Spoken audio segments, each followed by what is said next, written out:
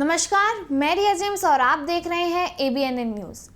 मुश्किल इस दुनिया में कुछ भी नहीं, फिर भी लोग अपने इरादे तोड़ देते हैं। अगर सच्चे दिल से हो चाहत कुछ पाने की, तो सितारे भी अपनी जगह छोड़ देते हैं। जिस शख्स के बारे में आज हम बात करने जा रहे हैं, उन्होंने पूरी ज़िंदगी संघर्ष किया, असफलता और परेशानियों से जूझते रहे, लेकिन फिर भी हार ना मानते हुए अपने प्रयासों को जारी रखा और अपने दिनों में सफलता की एक ऐसी मिसाल कायम करी। KFC का नाम तो आप सभी ने सुना ही होगा। हम सभी को सिर्फ ये पता है कि KFC आज कितना फेमस है, पर ये मालूम नहीं है कि उसके सक्सेस के पीछे कितनी मेहनत की गई थी और वो किसने की थी।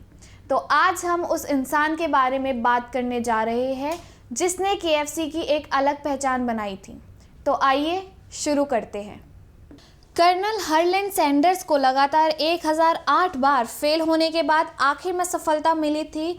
उनको ये सफलता रिटायर्ड होने के बाद में ही मिली थी। जिस उम्र में लोग रिटायर्ड हो जाते हैं और घर पर बैठ के आराम करते हैं, उसी उम्र में उन्होंने अपने लगातार प्रयत्न से सफलता हासिल की थी।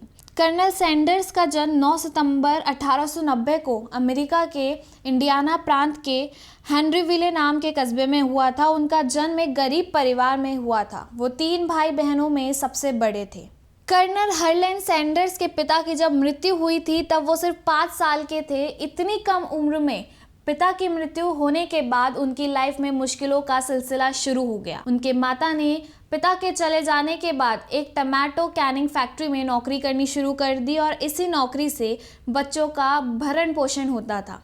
कर्नल हरलैंड सैंडर्स छोटे भाई बहनों की देखरेख अच्छे से करते थे और अपनी माँ को घर में खाना बनाने में भी मदद करते थे। छोटी सी उम्र में इतनी सारी जिम्मेदारियां उन्हें मिल गई थी। 16 साल की उम्र में उन्होंने पढ़ाई छोड़ दी थी। कुछ दिन के बाद उनकी माँ ने दूसरी शादी कर ली और वो अपने बच्चों के साथ अपने पिता के घर ग्रीनवुड इंडियाना चली गई। उनके सौतेले पिता का व्यवहार अच्छा ना होने के कारण कर्नल हरलैंड सैंडर्स घर से भाग गए। 17 साल की उम्र तक तो उन्हें 4 नौकरियों से निकाला जा चुका था। 18 साल की उम्र में उन्होंने जोसेफिन किंग से शादी कर ली थी। उन्होंने अपने कार्यकाल में बहुत सारा और अथक परिश्रम किया था। बस कंडक्टर आर्मी में काम करने के लिए भी गए थे, एक लोहार के सहायक के तौर पर काम करते रहे और इसी तरह बहुत सारी नौकरियां की थी, पर वो सभी से निष्फल रहे। उन्होंने लाइफ इंश्योरेंस बेचे, सेल्समैन का काम किया, टायर और कई ऐसे काम किए, लेकिन उनको कोई भी सफलता हासिल नहीं हुई। 19 साल की उम्र में वो एक बेटी के पिता बन गए थे। कुछ समय के बाद उसकी पत्नी अपनी बेटी के साथ उन्हें छोड़कर चली गई थी। उसके बाद वो एक होटल में शेफ का काम करते थे। वो 40 साल की उम्र तक ऐसे ही एक जगह से दूसरी जगह भटकते रहे। आखिर 65 साल की उम्र में वो रिटायर्ड हो गए। रिटायर्ड होने के बाद उन्हें सरकार की ओर से मात्र $105 का चेक मिला था। उन्होंने कई बार आत्महत्या करने की कोशिश भी की थी, पर वो उसमें भी निसफल रहे। एक दिन वो पेड़ के नीचे बैठकर अपनी ज़िंदगी के बारे में लिख रहे थे, तभी उन्हें महसूस हुआ कि मैंने तो अपनी लाइफ में कुछ किया ही नहीं है। अभी तो मुझे बहुत कुछ करना बाकी है और मैं कर सकता हूँ।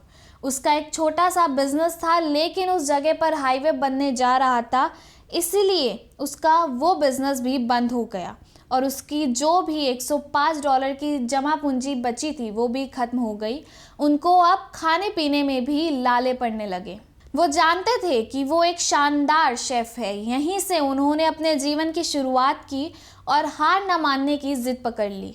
उनको चिकन बनाना अच्छा लगता था। वो अपने चिकन पर अलग अलग एक्सपेरिमेंट भी करते थे। उन्हें अपने चिकन पर पूरा भरोसा था। वो अपने मसाले और प्रेशर कुकर लेकर चिकन बनाने का प्रयोग के मार्केटिंग के लिए निकल पड़े। वो अपने चिकन को लेकर कई सारे रेस्टोरेंट में गए और उस रेस्टोरेंट के मालिकों से भी मिले और अपना फ्राइड चिकन पेश किया, लेकिन उसका फ्राइड चिकन किसी को भी पसंद नहीं आया और लोगों ने उसका चिकन नकार दिया।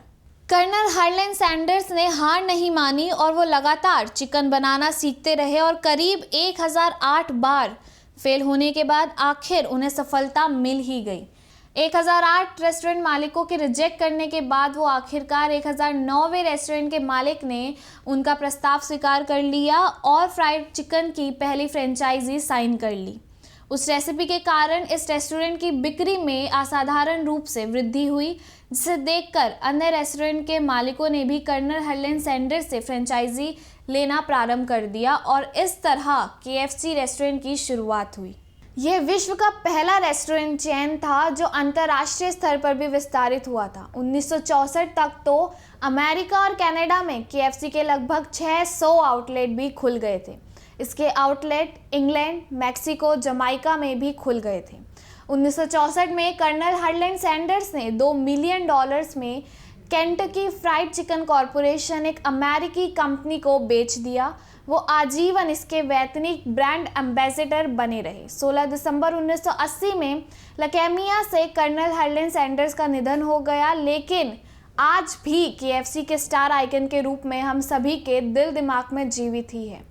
तो इससे एक बात हमेशा याद रखनी चाहिए कि हार मानो तो नहीं, वरना कोशिश बेकार, और कोशिश करने वालों की कभी हार नहीं होती।